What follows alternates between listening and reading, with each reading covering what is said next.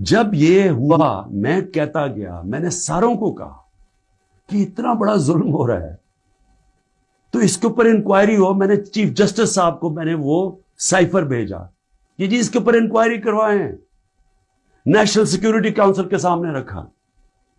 National security council کے سامنے 30 مارچ کو میں نے رکھا کہ جی یہ ہیں سارے آرمی چیفز بیٹھے ہوئے تھے، سروس چیفز بیٹھے ہوئے تھے، سب کے سامنے رکھا کہ یہ اس نے لکھا ہے اور آپ کا ایمبیسڈر کہہ رہا ہے کہ ان کو پروٹیسٹ کرو کہ یہ کسی کی جرت نہیں ہونی چاہیے اس طرح کا، کسی بھی ایک ملک کو، آزاد ملک کو اس طرح کا زبان استعمال کرنی.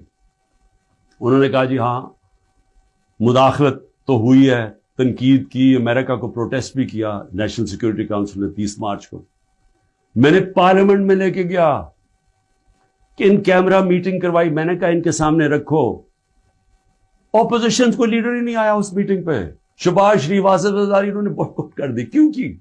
کیونکہ ملے ہوئے تھے ساتھ، یہ اس کا حصہ تھے، یہ سازش کا حصہ تھے.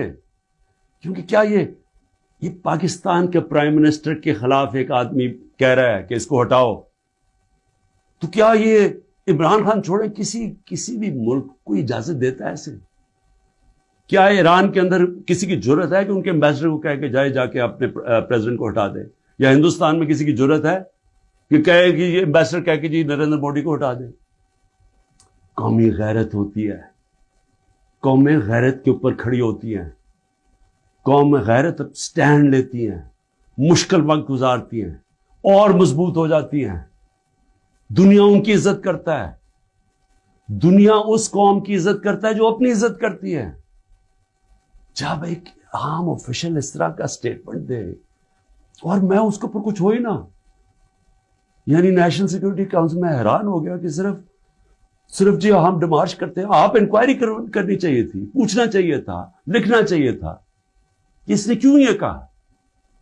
اور انکوائری جب ہونی تھی تو ایک آدمی نے سامنے آ جانا تھا.